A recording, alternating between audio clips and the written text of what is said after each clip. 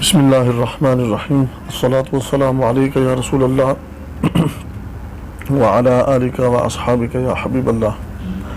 تیسیر مصطلح الحدیث کا آج الحمدللہ اللہ کے فضل و کرم سے پہلے سبق کا باقاعدہ طور پہ آغاز و ابتدا کر رہے ہیں۔ اللہ عز و جل اس کتاب کو صحیح معنوں میں سمجھنے اور زیادہ سے زیادہ اس کتاب کو ہمارے نفع مند اور سود مند بنائے۔ ڈاکٹر محمود الطحان صاحب کی لکھی ہوئی یہ تصنیف ہے۔ ڈاکٹر صاحب نے اس کتاب کو ایک مقدمہ میں اور 4 فصلوں پر تقسیم کیا ہے۔ سب سے پہلے مقدمہ کو شروع کرتے ہیں۔ مقدمہ میں ڈاکٹر صاحب نے علم مصطلح الحدیث کی مختصر تاریخ اور کن کن ادوار سے یہ فن گزرا ہے اس کے حالات قلم بند کیے ہیں۔ اس کے بعد اشہر المصنفات فی علم المصطلح الحدیث پر جو مشہور مصنفین ہیں ان کی کتابیں ہیں ان کو نقل کیا ہے۔ تعریفات اولیات، اس کے بعد جو ابتدائی ضروری تعریفات ہیں ان کو ذکر کیا ہے۔ المقدمۃ العلمیہ فی نشأۃ علم المصطلح و اشہر المصنفات فیہ، مصطلح الحدیث کے علم کا پس منظر یا اس کی مختصر تاریخ، و اشہر المصنفات فیہ، اور اس فن کی جو مشہور تصنیفات ہیں یہ ان کا ذکر ہے۔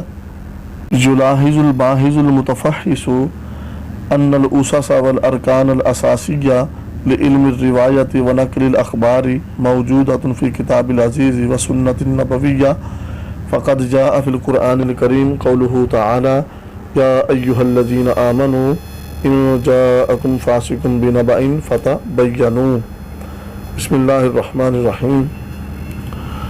یلاحظ الباحث، باحث عربی کے اندر کہتے ہیں مفکر کو، غور و فکر اور علم و نظر رکھنے والے شخص کو، تو اس کا بامعنی ترجمہ یہ بنے گا ہر صاحب علم و نظر اس بات سے واقف ہے کہ علم روایت اور نقل اخبار خبر کی جمع ہے اور اس کا معنی حدیث، اور حدیث کو نقل کرنے کی بنیادیں، اساسی یا اساس کا معنی بنیادیں، اور اس کے اساسی ارکان، اسس اساس کی جمع ہے اور اساس کا معنی ہے بنیاد۔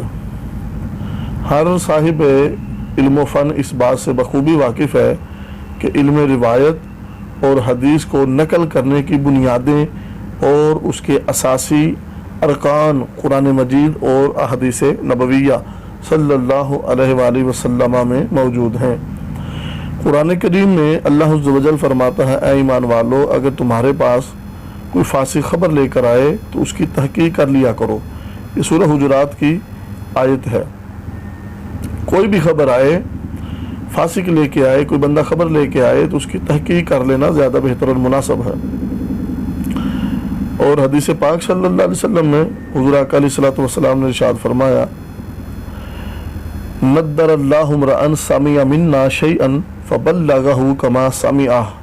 حضور فرماتے ہیں اللہ پاک تر و تازہ رکھے ایسے بندے کو جس نے ہم سے کسی بات کو سنا اور اس کو آگے پہنچا دیا، اور آگے ایسے ہی پہنچایا کما سمعہ منا، جیسے اس نے ہم سے سماعت کیا تھا۔ فرب مبلغ او عام سامع، کیونکہ بعض اوقات وہ شخص جسے بات پہنچائی جاتی ہے سامع سے زیادہ محفوظ ہونے والا ہوتا ہے۔ وفی روایت فرب حامل فقہ الی من هو افقہ منہ ورب حامل فقہ لیس بفقیہ۔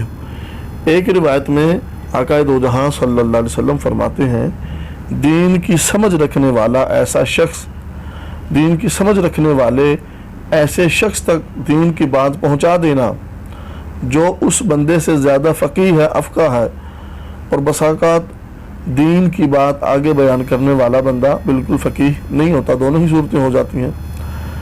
آگے ڈاکٹر محمود الطحان صاحب بتائیں گے کہ قرآن مجید کی یہ آیت اور رسول پاک صلی اللہ علیہ وسلم کے یہ 2 فرامین ہیں، یہ ہمارے لیے علم اصول حدیث کے لیے بنیاد ہیں، اساس ہیں، دلیل ہیں ففی هذه الآیت الکریمۃ و هذا الحدیث الشریف مبدأ التثبت فی اخذ الاخبار و کیفیت ضبطها بالانتباہ لها و وعیها والتدقیق فی نقلها للآخرین۔ ڈاکٹر صاحب کہتے ہیں کہ یہ آیت کریمہ اور حدیث پاک میں حدیث کو اخذ کرنے میں، حدیث کو لینے میں، اخذ الاخبار، اخبار خبر کی جمع، حدیث کو اخذ کرنے میں، حدیث کو لینے میں، وکیفیت ضبطها اور حدیث کو ضبط کرنے کی کیفیت کے متعلق مبدأ تثبت، ثبوت کی بنیاد ہے۔ مبدأ کا معنی بنیاد ہوتا ہے۔ یہ آیت کریمہ اور یہ حدیث پاک حدیث کو لینے میں اور حدیث کو ضبط کرنے کی کیفیت کے حوالے سے ثبوت کی بنیاد ہے۔ بالانتباہ لہا، اور احادیث کے ضبط کے لیے متنبہ کیا گیا ہے، خبردار کیا گیا ہے۔ والتدقیق فی نقلها للآخرین، اور دوسروں کے لیے نقل کرنے میں دقت اور دور اندیشی پر بھی خبردار کیا گیا ہے۔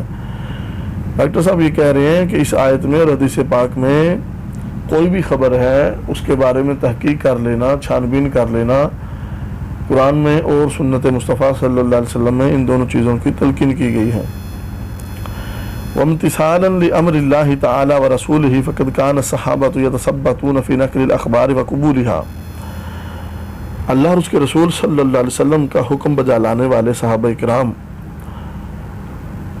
اخبار کو نقل کرنے میں، یعنی احادیث کو نقل کرنے میں، اور وقبولها میں حاضمین کا مرجع بھی اخبار ہے، اور احادیث کو قبول کرنے میں یتثبتون تحقیق سے کام لیا کرتے تھے، تثبت سے کام لیا کرتے تھے، یعنی چھان بین کیا کرتے تھے۔ لا سیما اذا شکوا فی صدق الناقل لها، خصوصاً یہ اس وقت ہوتا تھا جب انہیں ناقل کے صدق میں، حدیث نقل کرنے والے کے صدق میں شک ہو جاتا۔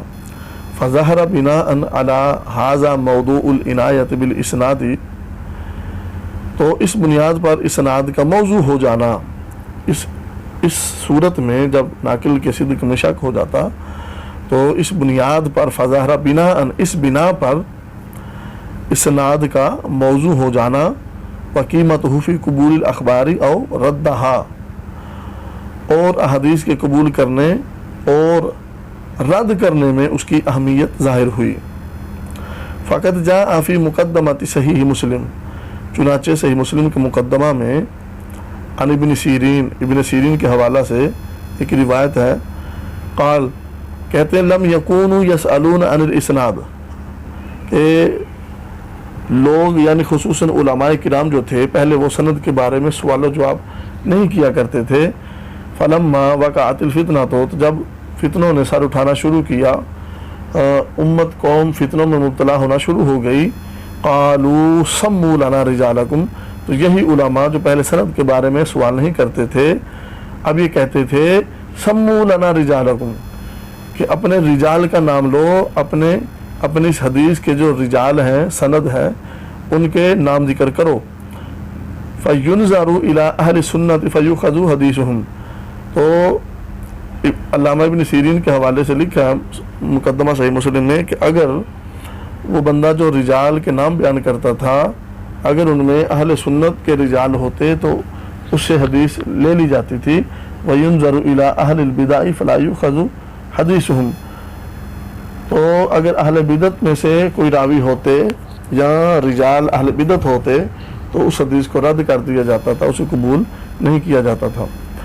وَبِنَاءً عَلَىٰ أَنَّ الْخَبْرَ لَا يُقْبَلُ إِلَّا بَعْدَ مَعْرِفَةِ سَنَدِهِ، اور اس بنیاد پر، وَبِنَاءً، اور اس بنا پر کہ سند کی تحقیق کے بغیر، سند کی معرفت کے بغیر کوئی بھی حدیث قبول نہیں کی جا سکتی۔ فقط ظہر علم الجرح والتعدیل، تو جرح اور تعدیل، والکلامی علی الرواۃ، تو جرح اور تعدیل اور راویوں پر کلام کرنے کا علم معرض وجود میں آیا۔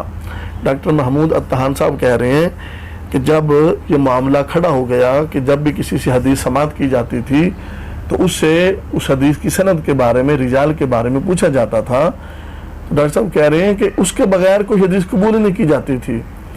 جب قبول نہیں کی جاتی تھی تو جرح تعدیل، راویوں کے متعلق کلام جو ہوتا تھا، یہ علم وغیرہ، یہ علوم و فنون وغیرہ وجود میں آئے، و معرفت المتصلی او المنقطع من الاسانید، اور اسانید کے متصل یا منقطع ہونے کا علم وجود میں آیا، و معرفت العلل الخفیہ، اور مخفی علل کے جاننے کا علم، و ظہر الکلام فی بعض الرواۃ لیکن علی قلہ، اور بعض راویوں کے بارے میں کلام اور جرح کا علم ظاہر ہوا، لیکن علی قلہ، لیکن یہ جو علم ظاہر ہوا تو یہ تھوڑی مقدار میں تھا. کیوں؟ لقلۃ الرواۃ المجروحین فی اول الامر، کیونکہ ابتدائی ایام میں، ابتدائی دور میں جو مجروح راوی تھے ان کی تعداد انتہائی قلیل تھی، کم تھی. ڈاکٹر محمود الطحان صاحب کہتے ہیں ثم توسع العلماء فی ذلک، پھر وقت گزرتا گیا تو علماء نے اس فن میں، اس علم میں، مصطلح الحدیث میں وسعت پیدا کی. جب وسعت ہوئی تو پھر کیا ہوا؟ حتی ظہر البحث فی علوم کثیرۃ تتعلق بالحدیث، تو بہت سے ایسے علوم واضح اور ظاہر ہوئے جن کا تعلق حدیث کے ساتھ تھا. من ناحیت ضبطہ و کیفیت تحملہ و ادائہ و معرفت ناسخہ من منسوخہ و غریبہ وغیر ذالک. کہتے ہیں جیسے حدیث کے ضبط کا پہلو، حدیث کو حصول، اس کا لینا، دوسروں تک پہنچانا، ناسخ و منسوخ کی پہچان، اور حدیث غریب وغیرہ کی معرفت ہوئی، پہچان ہوئی. الا ان ذلک کان یتناقلہ العلماء شفافیا. ڈاکٹر صاحب کہہ رہے ہیں کہ مگر ان تمام چیزوں کو حدیث کے ضبط کے حوالے سے، نقل کی کیفیت کے حوالے سے، ناسخ و منسوخ کے حوالے سے، حدیث غریب کے حوالے سے، جتنے بھی قواعد و ضوابط تھے، طریقہ کار تھا، ان ساری چیزوں کو علماء کرام زبانی نقل کرتے تھے. ثم تطور الامر، پھر حالات نے منہ پھیرا، وقت گزرتا گیا. صارت هذه العلوم تكتب وتسجل، تو یہ علوم لکھے گئے اور قلم بند کیے گئے، وتسجل، قلم بند کیے گئے. لیکن فی امکنۃ متفرقۃ من الکتب ممزوجۃ بغیرها من العلوم الاخرى. ڈاکٹر صاحب کہہ رہے ہیں یہ علوم لکھے تو گئے، لیکن مسئلہ یہ بن گیا کہ یہ علوم جو تھے، یہ ابحاث جن کا تعلق فن حدیث کے ساتھ تھا، مصطلح الحدیث کے ساتھ تھا، یہ دوسرے علوم میں، خلط ملط کتب میں اور مختلف جگہوں پر لکھے جانے لگے. متفرقۃ من الکتبی، کہ کتابوں کے مختلف مقامات پر ایسے ہی دوسری فنون کی کتابوں میں بھی لکھے جانے لگے. مثال کے طور پہ دو کتابوں کے حوالے دے رہے ہیں کہ علم الاصولی و علم الفقہ و علم الحدیث. جیسے مثل کتاب الرسالہ، یہ کتاب الرسالہ ہے اور اس میں 3 علوم ہیں، علم اصول ہے، علم فقہ ہے اور علم حدیث ہے. دوسری کتاب اب کتاب الام کلامھا للامام الشافعی، اور امام شافعی کی کتاب الام، اس میں بھی آپ نے دیگر فنون کے ساتھ علم مصطلح الحدیث کو بھی اسی کتاب میں نقل فرمایا ہے. وَأَخِيرًا لَمَّا نَضَجَتِ الْعُلُومُ وَاسْتَقَرَّ الْإِسْتِلَاحُ، اور ڈاکٹر صاحب کہہ رہے ہیں آخرکار جب یہ علوم پختہ ہو گئے، باضابطہ طور پہ ایک فن کی حیثیت قرار پا گئے، وَاسْتَقَرَّ الْإِسْتِلَاحُ، اور اصطلاحات نے استقرار پکڑ لیا، قرار پکڑ لیا. وَاسْتَقَلَّ كُلُّ فَنٍ عَنْ غَيْرِهِ، اور ہر فن دوسرے فن سے علیحدہ ہو کے مستقل شکل اختیار کر گیا. وذالک فی القرن الرابع الہجری، تو یہ 4 ہجری میں ہوا تھا.